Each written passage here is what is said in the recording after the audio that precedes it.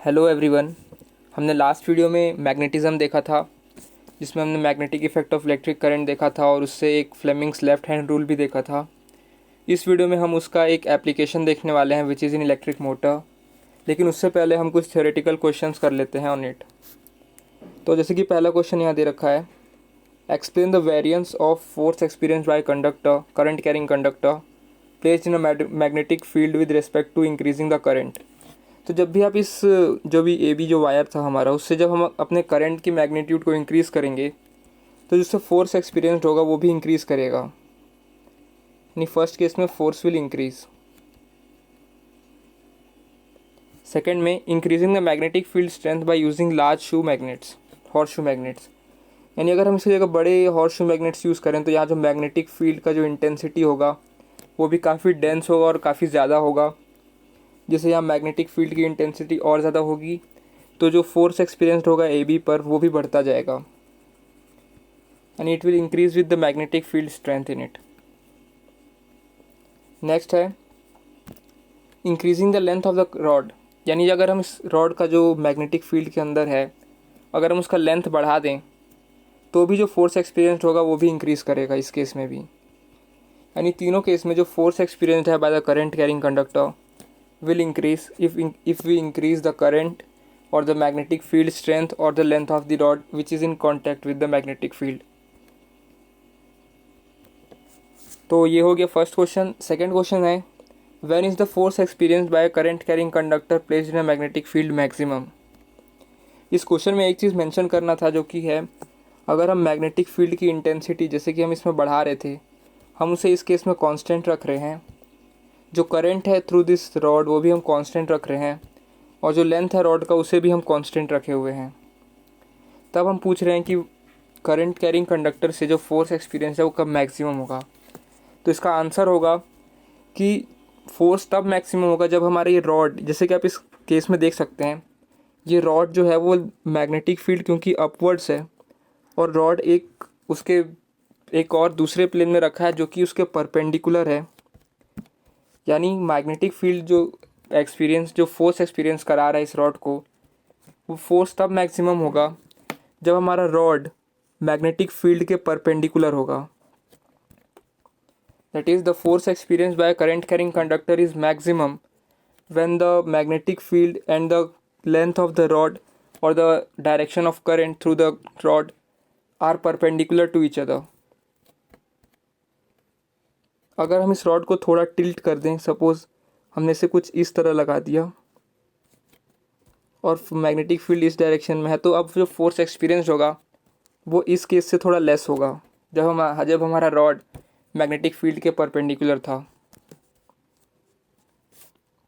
Next third question में आते हैं कि ये positively charge particle alpha particle projected towards west is deflected towards north by magnetic field, the direction of magnetic field is. तो ये Fleming's left hand rule का case है। Suppose कि हमारा ये डायरेक्शन था नॉर्थ, ये था ईस्ट, ये होगा वेस्ट और ये होगा साउथ। तो अल्फ़ा पार्टिकल को जो हम भेज रहे हैं वो टूवर्ड्स वेस्ट भेज रहे हैं इस डायरेक्शन में, और हमारा जो मैग्नेटिक फील्ड है वो नॉर्थ के डायरेक्शन में एक फोर्स लगा रहा है अल्फ़ा पार्टिकल पे। अब हमें पता करना है कि मैग्नेटिक फील्ड किस डायरेक्शन में है। तो अल्फ़ा पार्टिकल क्योंकि पॉजिटिवली चार्ज पार्टिकल होता है, हीलियम, जैसे कि आप जानते हैं हीलियम 2+, यानी हीलियम का न्यूक्लियाई होता है, जिससे कि 2 इलेक्ट्रॉन्स अगर हीलियम एटम से निकाल दिए जाएं तो वो उसका सिर्फ एक न्यूक्लियस बच जाता है, तो हीलियम न्यूक्लियाई ही होता है अल्फ़ा पार्टिकल। और क्योंकि वो पॉजिटिवली चार्ज पार्टिकल होता है तो अगर अल्फ़ा पार्टिकल फ्लो हो रहा है कहीं भी तो करंट की डायरेक्शन भी उसके क्योंकि पॉजिटिवली चार्ज पार्टिकल फ्लो हो रहा है तो करंट की डायरेक्शन भी अल्फ़ा पार्टिकल की डायरेक्शन में होगी उसके फ्लो के। यानी इस केस में जो हमारा करंट है वो अलॉन्ग द वेस्ट फ्लो हो रहा है, और जो फोर्स एक्सपीरियंस्ड है एफ वो अलॉन्ग द नॉर्थ हो रही है। तो अगर हम इसमें फ्लेमिंग्स लेफ्ट हैंड रूल लगाएं तो हम अपने बिग फिंगर को फिर से करंट के डायरेक्शन में प्लेस करेंगे, हमारे इंडेक्स फिंगर को जो है वो मैग्नेटिक फील्ड का डायरेक्शन बताएगा, अगर हम अपने थंब को फोर्स की डायरेक्शन में प्लेस कर देंगे।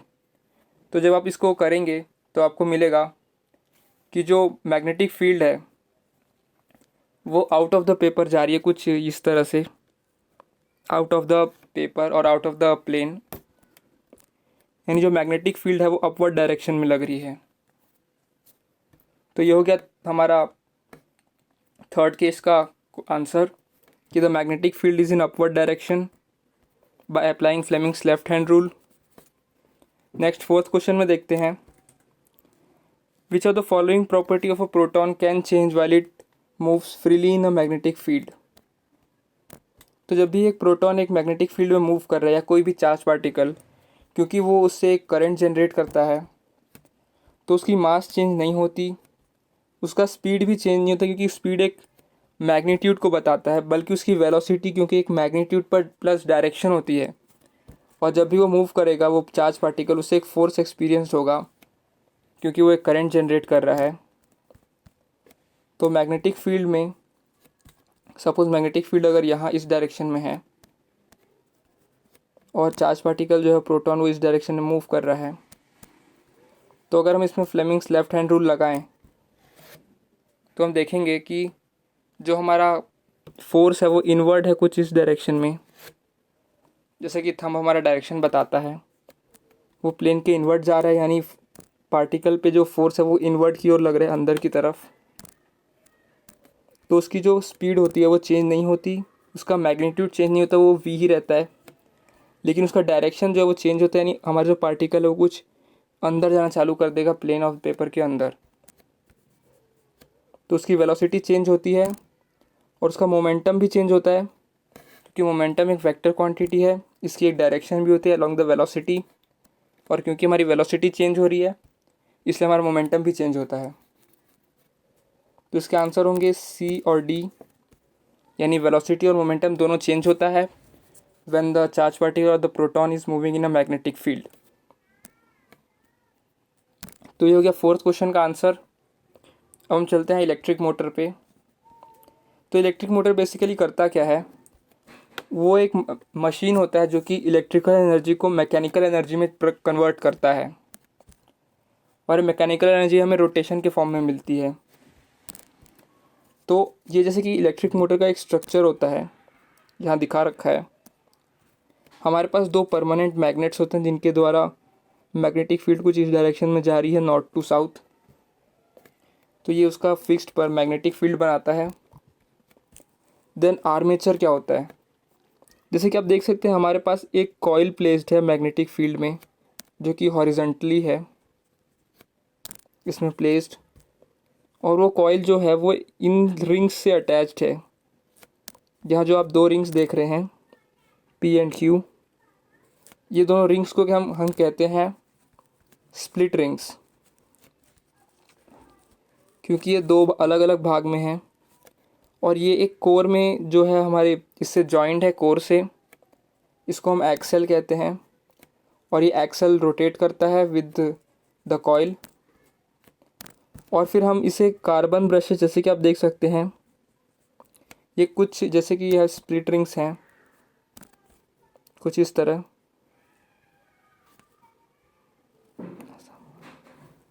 और ये कार्बन ब्रशेस से अटैच्ड हैं कुछ इस तरह, और फिर ये कार्बन ब्रशेस फर्दर एक करंट कैरिंग वायर से अटैच्ड हैं, जो कि फर्दर एक बैटरी से अटैच है जो कि करंट इसको सप्लाई कर रहे हैं। तो ये मेन स्ट्रक्चर हो गया हमारा मोटर का। और कम्यूटेटर क्या पार्ट होता है, वो ये पार्ट है, including the split rings and the carbon brushes. और इस कम्यूटेटर आर्मेचर जो हमारा होता है वो हमारा रोटेटिंग पार्ट जो होता है, जो कि मोटर के साथ रोटेट करता है, लेकिन वही कम्यूटेटर वो पार्ट होता है जो कि हमारे करंट के डायरेक्शन को वाइल रोटेशन वो मेंटेन करने में मदद करता है। तो अब इसकी वर्किंग बताता हूँ। सपोज़ ये हमारा जो बैटरी है वो V वोल्ट्स का है और वो एक आई करंट सप्लाई कर रहा है, तो आई करंट कार्बन ब्रशेस से जाएगा, क्योंकि कार्बन जो है वो ये ग्रेफाइट के होते हैं कार्बन ब्रशेस, और ग्रेफाइट एक गुड कंडक्टर ऑफ इलेक्ट्रिसिटी है। तो वो फिर इनसे जाएंगे ये स्प्लिट रिंग्स में जाके फिर इस कॉइल में चले जाएंगे कुछ इस तरह, इस डायरेक्शन में जाके फिर वापस आ जाएंगे। तो ये हो गया हमारा करंट का डायरेक्शन। अब क्योंकि ये एक मैग्नेटिक फील्ड है और हमारा करंट कैरिंग कंडक्टर इसमें प्लेस्ड है। तो अगर जैसे कि आप देख सकते हैं, अगर हम इसमें फ्लेमिंग्स लेफ्ट हैंड रूल लगाएं तो हमें मिलेगा कि करंट का डायरेक्शन में अगर हमारा बिग फिंगर है, मैग्नेटिक फील्ड के क्रॉस अगर हमारा इंडेक्स फिंगर है, तो थंब जो होगा वो हमारा फोर्स को बताएगा। और इस केस में जो हमारा फोर्स आएगा वो डाउनवर्ड डायरेक्शन में आएगा, कुछ इस तरह। और वैसे ही दूसरे आर्म में अगर हम इसे लगाएं तो इस केस में जो हमारा फोर्स आएगा वो अपवर्ड डायरेक्शन में आएगा, कुछ इस तरह। तो जैसे कि आप देख सकते हैं यहाँ इक्वल अपोजिट फोर्सेस लग रहे हैं। तो इससे क्या होगा कि हमारा जो कॉइल है वो रोटेट करेगा, कुछ इस तरह रोटेट करेगा कि ये आर्म ऊपर जाएगा, ये आर्म नीचे आएगा। इस आर्म पे कोई भी फोर्स नहीं लगेगा क्योंकि ये जो हमारा आर्म है वो मैग्नेटिक फील्ड के अलोंग प्लेस्ड है और इस केस में कोई फोर्स नहीं लगता। तो जो फोर्स लगेगा वो सिर्फ इन दोनों के कारण ही लगेगा और ये मैक्सिमम होगा क्योंकि जो करंट का डायरेक्शन है वो मैग्नेटिक फील्ड के परपेंडिकुलर है, जैसे कि आप देख सकते हैं। तो अब इस केस में जो हमारा मैग्नेट है, जो हमारा कॉइल है, वो रोटेट करेगा कुछ इस तरह कि CD जो है वो CD आर्म जो है वो AB की जगह आ जाएगा और AB जो आर्म है वो नीचे से जाके CD की तरफ आ जाएगा। और जो स्प्लिट रिंग्स हैं वो स्प्लिट रिंग्स भी साथ में इसके साथ रोटेट करती हैं एक्सेल पे। और जो कार्बन ब्रशेस हैं वो इनके ऊपर स्लिप करते हैं, यानी ये स्प्लिट रिंग्स जो है वो इस पर फिसलती हैं कार्बन ब्रशेस पे या रगड़ाती हैं और उसके कारण जो है ये ब्रशेस जो हैं वो घिसते जाते हैं और इनकी जो एंड्स हैं वो धीरे धीरे छोटी पड़ती रहती हैं, इसलिए इनको रिप्लेस करना पड़ता है बहुत सारी केसेस में। तो हमारा जो स्प्लिट रिंग है वो भी साथ में रोटेट करेगा और जब सपोज़ हमारा जो CD पार्ट था वो इधर आ गया, ये CD हो गया और अब ये AB हो गया, क्योंकि रोटेट करते करते फिर ये इधर आएगा, फिर इधर आएगा और हमारा स्प्लिट रिंग्स जो है वो भी अपने जगह को चेंज कर लेंगी, कुछ इस तरह। लेकिन कार्बन ब्रशेस की पोजीशन वही रहेगी और ये वायर्स की भी पोजीशन वही रहेगी। तो ये हो गया हमारा नेक्स्ट पोजीशन। अब क्योंकि फिर से करंट जो है वो इसी डायरेक्शन से जा रहा है कार्बन ब्रशेस से होके, फिर जो नया स्प्लिट रिंग आया इसकी जगह उसमें जाएगा और फिर से इस डायरेक्शन में होते हुए फिर से वापस। तो अब भी जो फोर्स लगेगा इस कंडक्टर पे, क्योंकि मैग्नेटिक फील्ड इस डायरेक्शन में है, तो अब भी जो फोर्स लग रहा है वो नीचे की ओर ही लग रहा है और इस आर्म पे वो फोर्स फिर से ऊपर की तरफ लगेगा फोर्स। तो फिर से ये रोटेट करेगा और फिर से ये नीचे जाएगा, ये ऊपर जाएगा और फिर से हमारे पास ओरिजिनल ही केस आ जाएगा जो कि हमारा इस केस में आया। यानी ये फर्स्ट के लिए ये फर्स्ट हाफ था जो कि इससे इसमें आया, फिर ये सेकंड हाफ था जो कि इससे इसमें आया और ये हो गया एक पूरा प्रोसेस फॉर रोटेशन जो कि पूरा 360 डिग्री रोटेशन था इस कॉइल का। अब फिर से अपने नॉर्मल पोजीशन में आ गया, फिर से वही कहानी होगी कि करंट यहाँ से आएगा, फिर यहाँ से जाएगा, फिर से फोर्स नीचे लगेगा, ऊपर लगेगा, फिर से रोटेट करेगा, फिर CD AB की जगह लेगा और AB CD की जगह लेगा।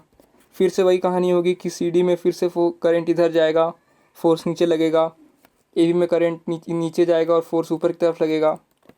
फिर से ये रोटेट करके अपने ओरिजिनल पोजीशन में आएगा और ये कहानी चलती रहेगी। यानी ये जो कॉइल है और ये स्प्लिट रिंग्स हैं ये साथ में रोटेट करती रहेंगी और करंट जो है वो पूरे कॉइल में उसका डायरेक्शन जो है वो मेंटेन रहेगा because of the carbon brushes and split rings. Carbon brushes जो हैं वो घिसते जाते हैं स्प्लिट रिंग्स पे और करंट की डायरेक्शन को मेंटेन करते जाते हैं।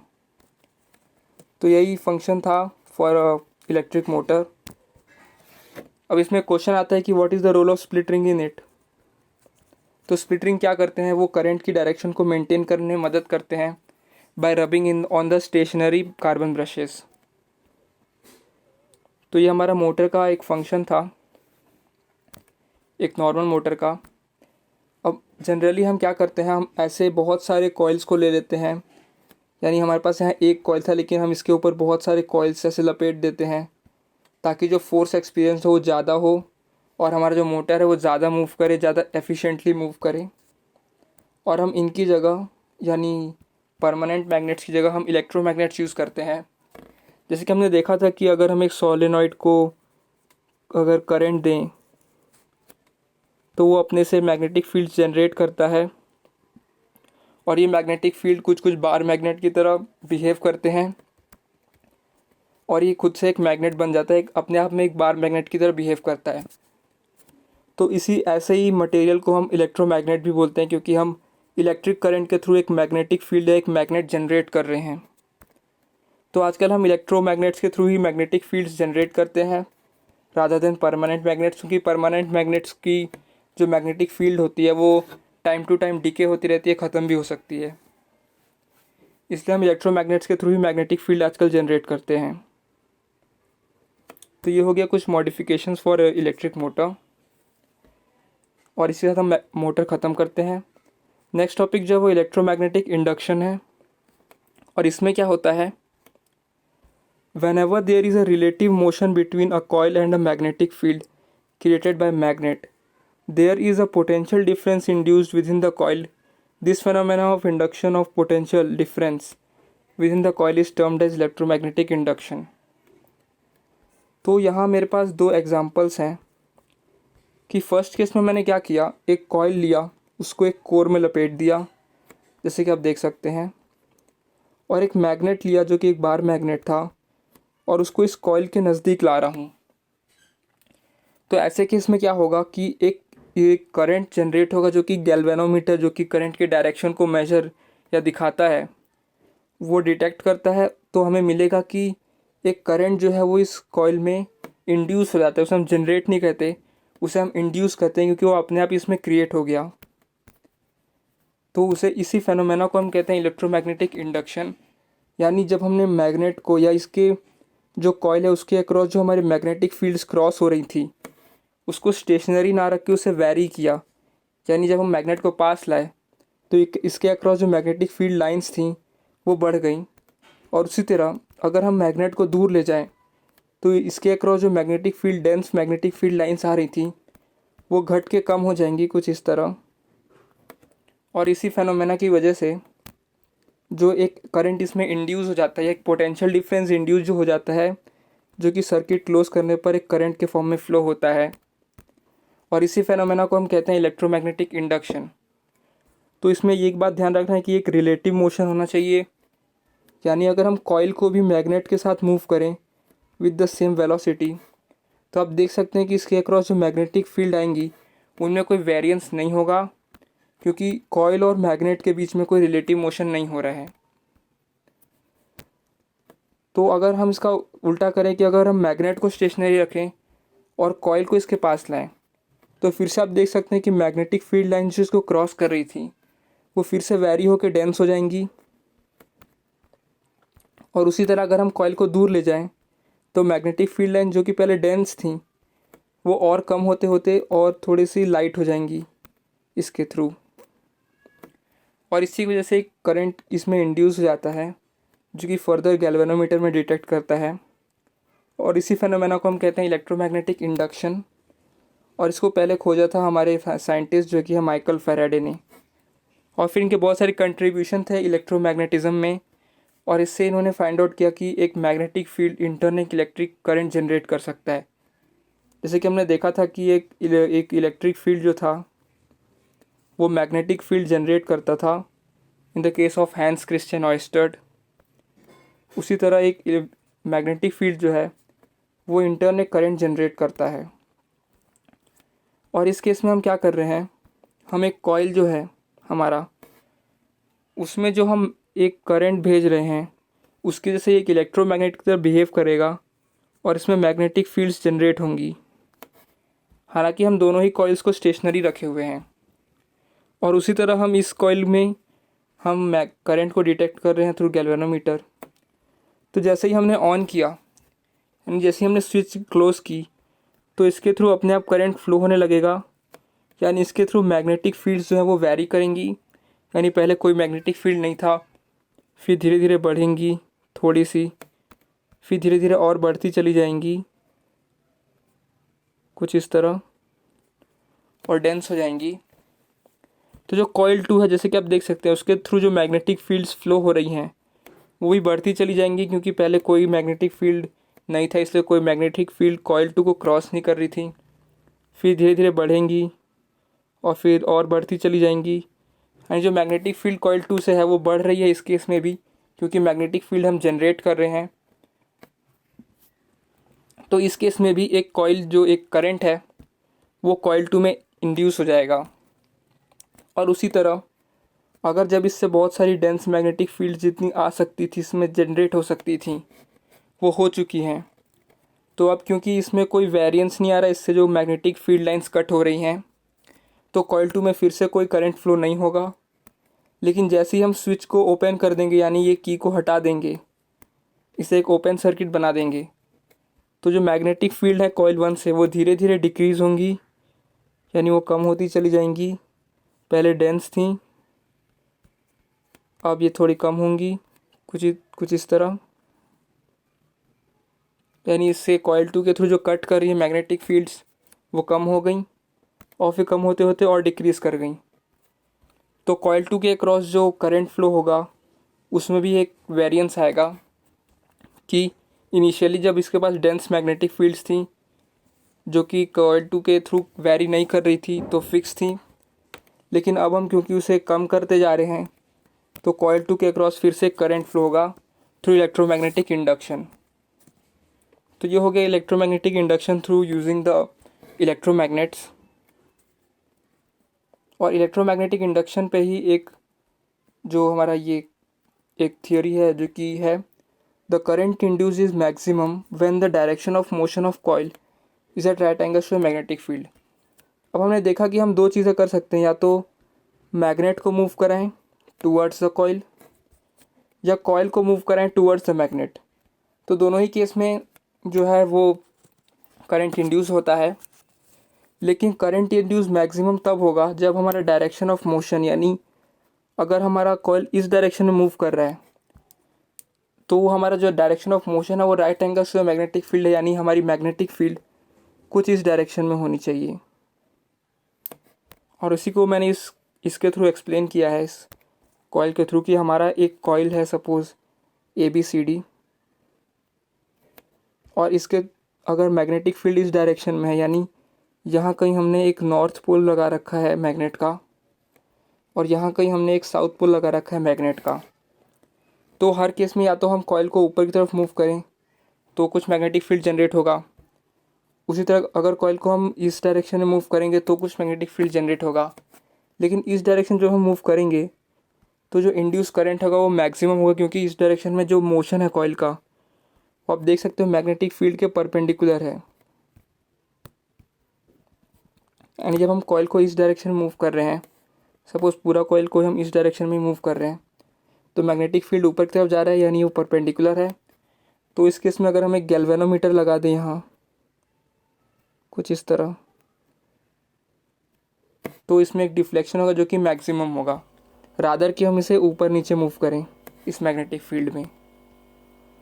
तो ये हो गया हमारा मैग्नेटिक फील्ड, इसका इंडक्शन का एक प्रिंसिपल।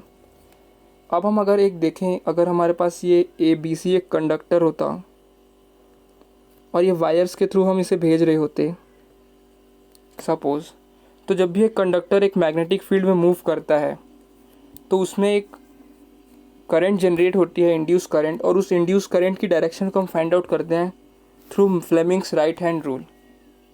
यानी अगर BC, यानी ये पूरा कॉइल ही सपोज़ है, लेकिन उसके एक पार्ट में हमने वायर्स लगा रखे हैं, वहीं BC के अलोंग हमने एक कंडक्टर प्लेस रखा है, एक आयरन का सपोज़ कंडक्टर। और अगर हम इस पूरे कॉइल को आगे या पीछे कहीं भी मूव कर रहे हैं इस कंडक्टर को, और मैग्नेटिक फील्ड क्योंकि ऊपर के डायरेक्शन में है जैसे कि मैंने दिखा रखा है,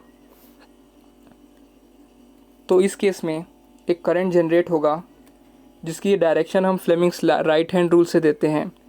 और फ्लेमिंग्स लेफ्ट हैंड रूल और राइट हैंड रूल में यही फ़र्क है कि उस केस में अगर हम करंट दे रहे हैं तो एक फोर्स जनरेट हो रहा है, लेकिन इस केस में हम कंडक्टर को एक फोर्स दे रहे हैं उसके मोशन के लिए, तो एक करंट जनरेट हो रहा है। यही फ़र्क है लेफ़्ट हैंड रूल और राइट हैंड रूल में। तो याद रखिएगा हमें इस केस में एक राइट हैंड इस्तेमाल करना है, ना कि लेफ़्ट हैंड। और राइट हैंड का फिर से हम एक बिग फिंगर को, अगर हम एक थंब को, ये सब परपेंडिकुलर है म्यूचुअली, याद रखिएगा हमें इसे म्यूचुअली परपेंडिकुलर रखना है एक दूसरे के। यानी जो हमारा करंट का डायरेक्शन है वो मैग्नेटिक फील्ड के परपेंडिकुलर है, जो मैग्नेटिक फील्ड का डायरेक्शन है वो कंडक्टर के मोशन के परपेंडिकुलर है, और जो हमारा करंट का डायरेक्शन है वो फिर से मोशन के परपेंडिकुलर है। तो इस बात का ध्यान रखेंगे while applying right hand rule Fleming's right hand rule. तो इसमें जैसे कि आप देख सकते हैं हमने कंडक्टर को इस डायरेक्शन में मूव किया और हमने मैग्नेटिक फील्ड को इस डायरेक्शन में रखा, अपवर्ड डायरेक्शन में, और हमने कंडक्टर को इसमें मूव किया इस डायरेक्शन में। तो अगर हम इसमें राइट हैंड रूल लगाएं तो फिर से थंब को हम प्लेस कर रहे हैं along the movement of the conductor, और जो हमारा मैग्नेटिक फील्ड है वो अपवर्ड प्लेस कर रहे हैं। तो आपको कुछ मिलेगा कि जो हमारा करंट है वो कुछ इस डायरेक्शन में फ्लो होगा फ्रॉम बी टू सी, और क्योंकि ये पूरे कॉइल में फ्लो होगा, यानी जो कॉइल में करंट फ्लो होगा from A to B to C to D, इस तरह से मूव होगा।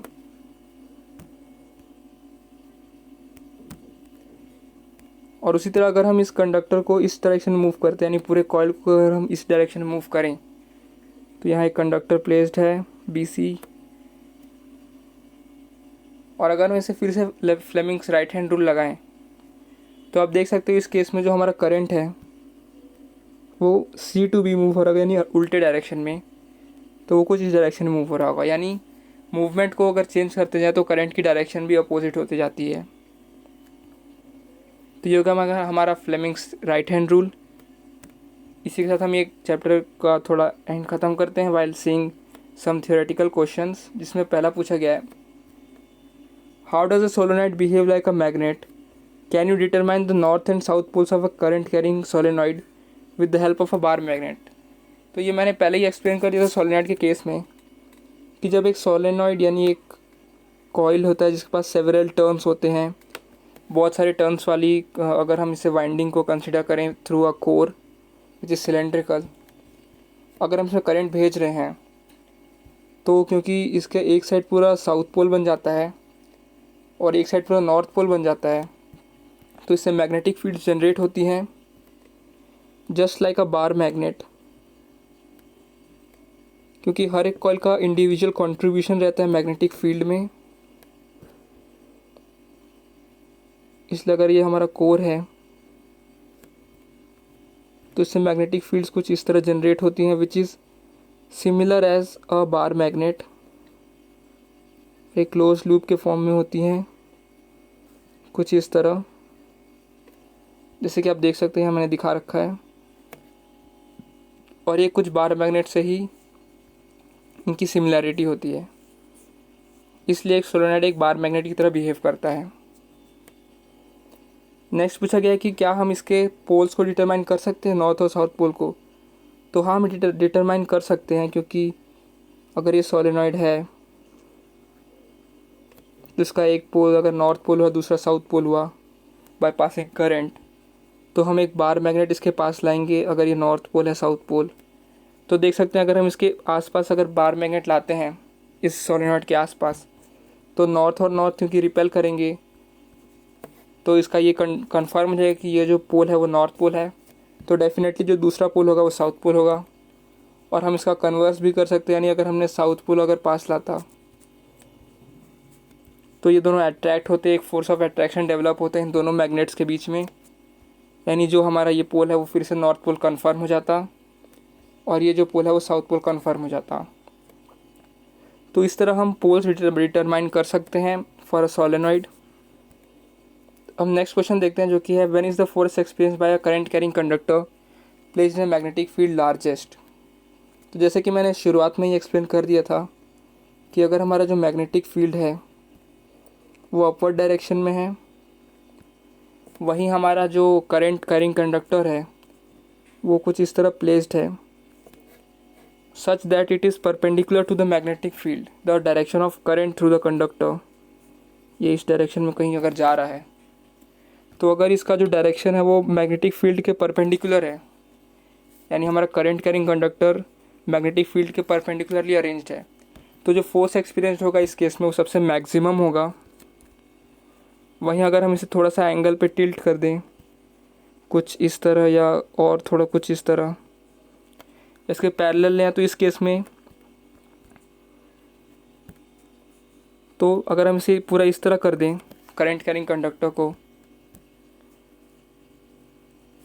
तो इस केस में जो करंट होगा और जो मैग्नेटिक फील्ड होगा वो सेम डायरेक्शन में होंगे। तो इस केस में जो सबसे कम मैग्नेटिक फोर्स जनरेट होगा, यानी ज़ीरो मैग्नेटिक फोर्स इस केस में जनरेट होगा।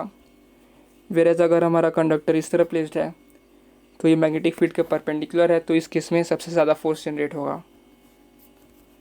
तो ये हो गया हमारे पास सेकंड केस का क्वेश्चन का आंसर। थर्ड थ्योरेटिकल क्वेश्चन है कि imagine that you are sitting in a chamber with your back or to one wall, an electron beam moving horizontally from back wall towards the front wall is deflected by a strong magnetic field to your right side. What is the direction of magnetic field? तो consider करो कि ये मेरे पे एक wall था और यहाँ मैं खड़ा हूँ, तो डेफिनेटली क्योंकि मैं इस तरह खड़ा हूँ तो ये मेरा राइट हो जाएगा और ये मेरा लेफ़्ट हो जाएगा। अब हमने जो इलेक्ट्रॉन है for back of the wall यहाँ वॉल से निकल रहे हैं टूवर्ड्स द फ्रंट वॉल, यानी कुछ इस तरह हमारा इलेक्ट्रॉन निकल रहा है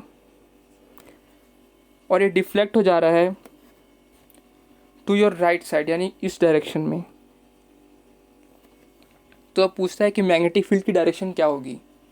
तो आप जानते हो कि क्योंकि नेगेटिव चार्जेस फ्लो हो रहे हैं तो हमारा करंट जो होगा इस केस में वो नेगेटिव चार्जेस के अपोजिट डायरेक्शन में होगा, यानी वो कुछ इस डायरेक्शन में हमारा करंट फ्लो हो रहा होगा, that is I. Because of the flow of electrons हमारा करंट जो है वो इनवर्ट जा रहा होगा इन द बैक वॉल, और फोर्स जो एक्सपीरियंस हो रहा है इलेक्ट्रॉन का वो इस डायरेक्शन में हो रहा है। तो फिर से हम फ्लेमिंग्स लेफ्ट हैंड रूल लगाएंगे इस केस में।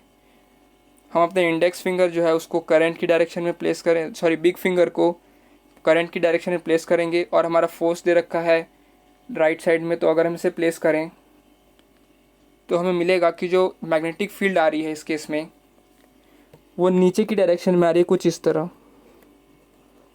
यानी इलेक्ट्रॉन्स पे मैग्नेटिक फील्ड जो है वो इस तरह लग रही है। इसी वजह से जो इलेक्ट्रॉन है वो इस डायरेक्शन में डिफ्लेक्ट हो जा रहा है क्योंकि उस पर फोर्स राइट साइड में लग रहा है। तो ये हो गया हमारा लास्ट क्वेश्चन का answer, that the magnetic field is in downward direction by applying Fleming's left hand rule. तो ये हो गया थर्ड क्वेश्चन का आंसर। अब हम नेक्स्ट क्वेश्चन में चलते हैं, जो कि है name some devices in which electric motors are use. तो इलेक्ट्रिक मोटर्स आजकल आप देख सकते हो बहुत जगह यूज़ होता है, फैंस में, वॉशिंग मशीन्स में, और इंडस्ट्रीज़ में जैसे कन्वेयर बेल्ट्स में यूज़ होता है, और ऐसी बहुत सारी चीज़ों में यूज़ होता है इलेक्ट्रिक मोटर्स, जहाँ की इलेक्ट्रिकल डिवाइसेस को मैकेनिकल एनर्जी में कन्वर्ट करने में हेल्प करता है। नेक्स्ट क्वेश्चन है that a coil of insulated copper wire is connected to a galvanometer, what will happen if a bar magnet is. तो अगर हमने एक कॉइल जो की है हमारी सपोज इस तरह की, हमने इसे गैल्वेनोमीटर से कनेक्ट कर दिया, और अब पूछ रहा है कि what will happen if a bar magnet is pushed into the coil. Suppose ये एक बार मैग्नेट था नॉर्थ साउथ पोल, अगर हम इसे कॉइल इसके अंदर पुश करें तो इसमें एक फिर से करंट जनरेट होगा जो कि इंक्रीज़ करता जाएगा क्योंकि इसमें जो मैग्नेटिक फील्ड है वो इंक्रीज़ कर रही है। और वहीं अगर हम फिर से इसको विदड्रॉ करें, इस कॉइल को, इसके जो करंट है, इसके जो कॉइल का जो एरिया है उससे अगर इसे विदड्रॉ करें यानी दूर ले जाएं, तो इसमें जो करंट जनरेट होगा वो जनरेट तो होगा लेकिन पिछले केस के जस्ट अपोजिट डायरेक्शन में जनरेट होगा, क्योंकि इससे अब मैग्नेटिक फील्ड जो है वो कम होती जा रही हैं। तो जो करंट इस केस में डेवलप होगा वो ठीक इसका अपोजिट डायरेक्शन में डेवलप होगा, यानी अगर करंट फर्स्ट केस में कुछ इस तरह फ्लो हो रही थी तो इस केस में करंट जो होगी वो गैल्वेनोमीटर में कुछ इस तरफ फ्लो होगी। तो ये हो गया हमारे पास एक और। अगर हम इसे स्टेशनरी कर दें, यानी कॉइल अगर हमारा इस तरह है और अगर मैग्नेट को मूव ही नहीं कर रहे, तो इस केस में कोई करंट जनरेट नहीं होगा। गैल्वेनोमीटर की रीडिंग जो होगी वो 0 पे रहेगी, कोई डिफ्लेक्शन शो नहीं होगा गैल्वेनोमीटर में। नेक्स्ट क्वेश्चन पूछ रहा है कि that two circular coil C and B are placed close to each other, if the current in the coil A is changed will some current be induce in coil B, give reason. तो जैसे कि हमने शुरुआत में ही देखा था कि हम एक कॉइल है सपोज इस तरह का, नहीं बहुत सारे नहीं, हम एक ही कॉइल ले रहे हैं बेसिकली ए बी। ये कॉइल ए है और ये दूसरा कॉइल बी है, और ये दोनों एक ही एक्सिस के अलॉन्ग हैं, इनके एक्सिस सेम हैं। और अब हम इसमें एक करंट भेज रहे हैं, तो क्योंकि एक करंट कैरिंग कॉइल जो है वो एक अपना मैग्नेटिक फील्ड जनरेट करता है, तो अगर हम इसमें वो रूल लगाएं तो हमें मिलेगा कि एक साउथ पोल है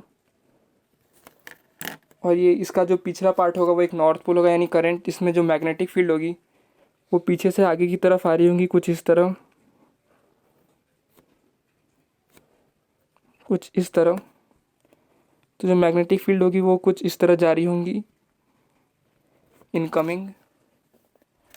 और अगर हम इसे चेंज करें करंट को इन द कॉइल ए सपोज, तो जो मैग्नेटिक फील्ड लाइंस होंगी वो भी कम ज़्यादा होती जाएंगी as per the variance of the current.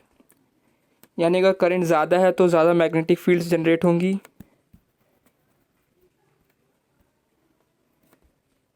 अगर ए के थ्रू हमारा करंट ज़्यादा है तो ज़्यादा मैग्नेटिक फील्ड जनरेट होंगी, ज़्यादा डेंस फील्ड्स आएंगी। और वहीं अगर करंट कम है तो कम मैग्नेटिक फील्ड जनरेट होंगी। यानी बी के अक्रॉस जो है वो मैग्नेटिक फील्ड्स का एक वेरिएंस होगा, और यही variance will lead to electromagnetic induction. तो हाँ, करंट कॉइल बी में इंड्यूस होगी, और इसका रीज़न है क्योंकि करंट जो कि ए में हम वेरी कर रहे हैं उससे उसके मैग्नेटिक फील्ड में वेरिएंस आ रही है, और इसी वजह से करंट जनरेट हो रहा है। तो इसी के साथ हम ये मैग्नेटिज्म वाला चैप्टर ख़त्म करते हैं, पूरा करंट चैप्टर ख़त्म हो गया।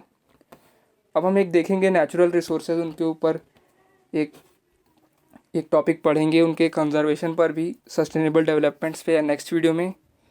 सो till then goodbye friends, meet you in the next video.